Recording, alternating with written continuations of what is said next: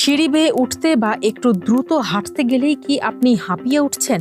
হঠাৎ দেখা দেওয়া এই শ্বাসকষ্টকে কেবলই বয়সের ভার, শারীরিক সক্ষমতার অভাব কিংবা সাধারণ ক্লান্তি ভেবে ভুল করছেন না তো? অনেকে একে সাধারণ শারীরিক দুর্বলতা, ওজন বৃদ্ধি বা বয়সের ছাপ মনে করে এড়িয়ে যান। কিন্তু চিকিৎসকদের মতে কারণহীন বা হঠাৎ শুরু হওয়া এই শ্বাসকষ্ট মোটেও হেলা ফেলার বিষয় নয়। এটি হতে পারে শরীরের ভেতরে বাসা বাঁধা কোনো গুরুতর রোগের আগাম সতর্কবার্তা।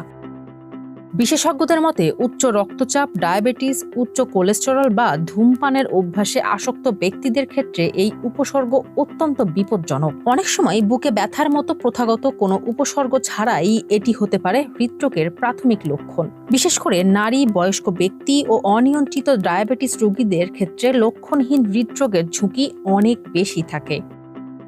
কেবল হৃদরোগী নয়, ফুসফুসের জটিলতা, রক্তকল্পতা, থাইরয়েডের সমস্যা, স্থূলতা কিংবা কিডনির অসুস্থতার কারণেও এমনটা হতে পারে। তাই হাঁটার সময় বা সিঁড়ি ভাঙার সময় যদি বুকে চাপ অনুভব করা, অনিয়মিত হৃদস্পন্দন, অতিরিক্ত ঘাম, মাথা ঘোরা বা পায়ে ফোলা ভাব দেখা দেয়, তাহলে দেরি না করে অবিলম্বে হৃদরোগ বিশেষজ্ঞের পরামর্শ নেওয়া জরুরি। দক্ষিণ এশিয়ার অন্যান্য দেশের মতো বাংলাদেশেও ডায়াবেটিস, উচ্চ রক্তচাপ ও হৃদরোগে আক্রান্ত রোগীর সংখ্যা আশঙ্কাজনকভাবে বাড়ছে। বাংলাদেশে প্রাপ্তবয়স্কদের মধ্যে সরাসরি হৃদরোগে আক্রান্ত প্রায় 5 থেকে 8% এবং ফুসফুসের দীর্ঘমেয়াদী রোগে আক্রান্ত প্রায় 12% মানুষ।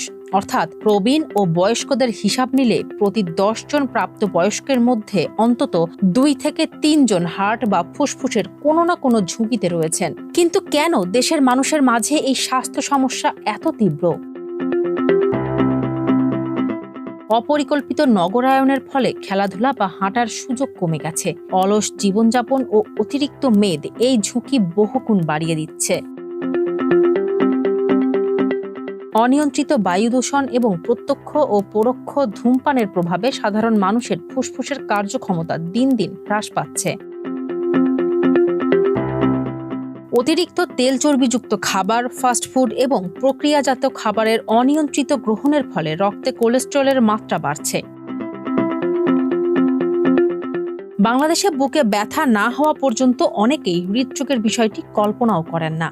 অথচ বিশেষ করে নারী ও ডায়াবেটিস রোগীদের ক্ষেত্রে কেবল অব্যাখ্যাত শ্বাসকষ্টই হার্ট অ্যাটাকের অন্যতম আগাম লক্ষণ হতে পারে। হৃৎপিণ্ডের রক্ত পাম্প করার ক্ষমতা কমলে অক্সিজেনের ঘাটতি দেখা দেয়, যার ফলে হার্ট ফেলিওরের ঝুঁকি বাড়ায়। এটি রোধে সিবিসি, ইসিজি ও এক্স-রের মতো প্রাথমিক পরীক্ষা এবং ইকোকার্ডিওগ্রাফি, ট্রেডমিল টেস্ট বা এনজিওগ্রাম করা জরুরি। এছাড়া রক্তে শর্করার মাত্রা, থাইরয়েড ও কার্ডিয়াক বায়োমার্কার পরীক্ষাও ভাইটাল ভূমিকা রাখে। সময় মতো রোগ নির্ণয় করা গেলে হার্ট ফেলিওর, পালমোনারি এম্বোলিজমের মতো প্রাণঘাতী ঝুঁকি এড়ানো সম্ভব। বিশেষজ্ঞদের মতে সামান্য সচেতনতা ও জীবনযাত্রায় পরিবর্তন আনলে এই জটিল রোগগুলো প্রতিরোধ করা সম্ভব। প্রতিদিন অন্তত 30 মিনিট দ্রুত হাঁটা বা নিয়মিত সিঁড়ি ব্যবহার করে শরীরের কার্ডিওভাস্কুলার ফিটনেস বাড়িয়ে নেওয়া জরুরি। বয়স 40 পার হলে কিংবা ডায়াবেটিস ও উচ্চ রক্তচাপ থাকলে নিয়মিত রক্তচাপ, ইসিজি, সিবিসি এবং সুগার পরীক্ষা করা উচিত। কোনো উপসর্গ দেখা দিলে দ্রুত ইকোকার্ডিওগ্রাফি বা ট্রেডমিল স্ট্রেস টেস্টের মাধ্যমে রোগের সঠিক কারণ নির্ণয় করতে হবে। অতিরিক্ত লবণ, মিষ্টি ও চর্বি জাতীয় খাবার এড়িয়ে শাকসবজি ও ফলমূল বেশি খেতে হবে এবং যে কোনো ধরনের ধূমপান সম্পূর্ণ ত্যাগ করতে হবে। চিকিৎসকের পরামর্শ ছাড়া নিজ থেকে ওষুধ খাওয়া বন্ধ করতে হবে। হাঁপানোর সমস্যা অবহেলা না করে প্রাথমিক পর্যায়ে বিশেষজ্ঞ কার্ডিওলজিস্টের পরামর্শ নেওয়া সবচেয়ে বুদ্ধিমানের কাজ।